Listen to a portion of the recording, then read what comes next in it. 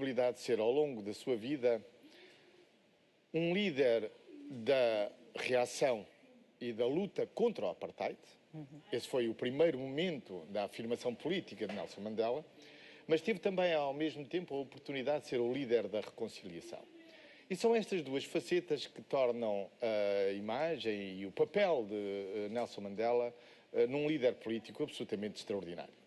Nós tivemos, ao longo do século XX, muitos mártires da luta pela liberdade, muita gente que deu a sua vida pela liberdade, e tivemos muitos também que se distinguiram pelas suas ações em favor da paz.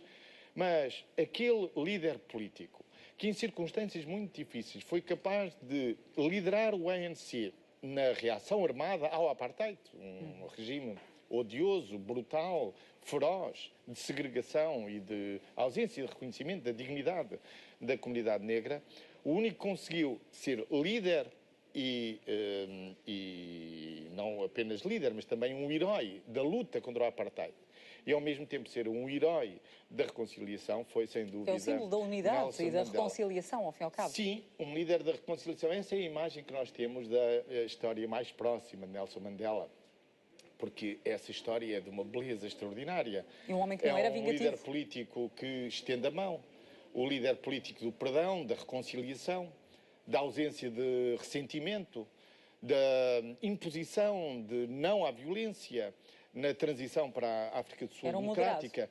Mas, bom, eu não diria, sabe, é que quer na luta contra o apartheid, quer na luta pela reconciliação, foi preciso coragem em ambos os momentos.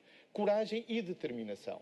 E nós não podemos entender o Nelson Mandela do perdão, da reconciliação, da ausência de ressentimento, da recusa da violência, sem percebermos que foi também a luta que ele desenvolveu contra o apartheid que lhe deu a legitimidade, que lhe deu o percurso histórico que pôde ser invocado quando disse aos seus, e em particular ao ANC, que o caminho a seguir para o seu povo e para a nação sul-africana devia ser o caminho da reconciliação.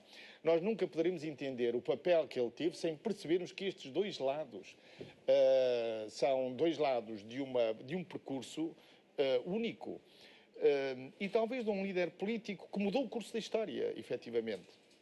Sabe? Chegou a estar com ele? Chegou a estar com ele ou não? Não, nunca cheguei a estar com o Nelson Mandela, mas alguma infelizmente. História, sim, muitos personagens políticos me falam dele como um ser humano encantador, capaz de transformar as conversas pessoais, que eram sempre muito agradáveis, com um grande sentido de humor. Mas Nelson Mandela foi capaz de fazer a reconciliação, como digo, também com esse trajeto de legitimidade que lhe deu a aura do grande combatente que faz a paz, mas andou sempre à procura dos símbolos da unidade para a nova África do Sul, multirracial, democrática. Esses símbolos estão bem presentes quando nós vemos as pequenas histórias. A história que ele construiu com o seu carcereiro, uma história do guarda e do preso que se transformaram em amigos. E ele transformou essa história numa história exemplar. Aqui estão duas pessoas que estiveram em campos opostos, mas que se transformaram em amigos, em concidadãos. A mesma coisa com a equipe de rugby. A equipe de rugby que era odiada pela comunidade negra porque havia uma grande segregação dos negros, que o rugby era um desporto só para as elites brancas.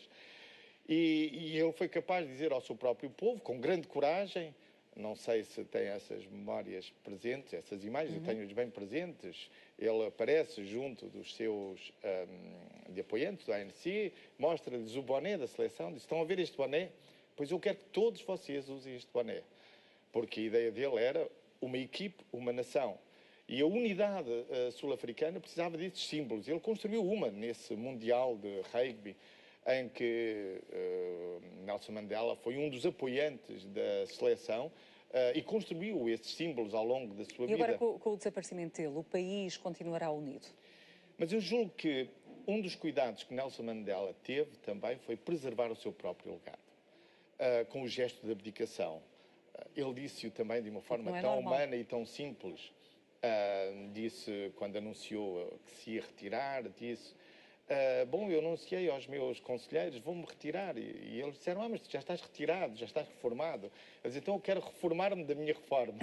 E foi assim que ele se retirou. Mas retirou-se justamente no momento em que ele percebeu que tinha que preservar o seu legado como mais um símbolo para a nação sul-africana. E eu julgo que o legado que ele deixa, a herança política que ele deixa, é uma herança com um significado da maior importância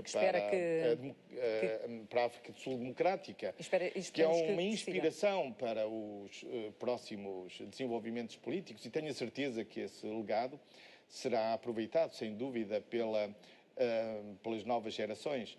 Mas Nelson Mandela, isto é muito importante, eu acho que ele gostaria de ser recordado como o grande líder político que foi. Ele era um homem de ação. Ele não era nenhum sacerdote, nem um santo. Era apenas um homem político que, nos momentos críticos, foi capaz de fazer muito bem o seu trabalho.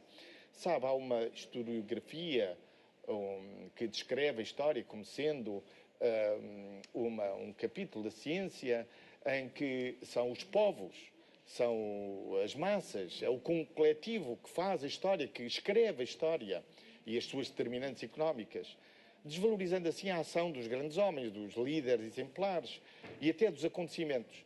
Pois Nelson Mandela é um daqueles que moldou a história à sua própria vontade. Estava nas mãos dele, naquele momento, fazer mudar a história, e em circunstâncias muito difíceis. E esse ato de grande generosidade, de nobreza política, é um gesto que ficará para sempre. Mas, como digo, é um gesto que também... tem um dia dedicado a ele. Sim, por alguma razão isso acontece, e por alguma razão todos os quadrantes políticos se revêem em Mandela, mas mais uma vez, ele foi sempre um homem de ação, um homem que quis construir mesmo quando enfrentou o apartheid com coragem, e quis construir quando percebeu que tinha que conviver também com a comunidade branca, porque eu acho que a grande mudança no espírito dele se deu também com o conhecimento dos afrikaners. Sim. No fundo, aqueles que se consideravam como a última tribo branca de África, porque tinham tanta legitimidade como todos os outros para ficar na África do Sul. Não era um processo de descolonização como noutros países em África.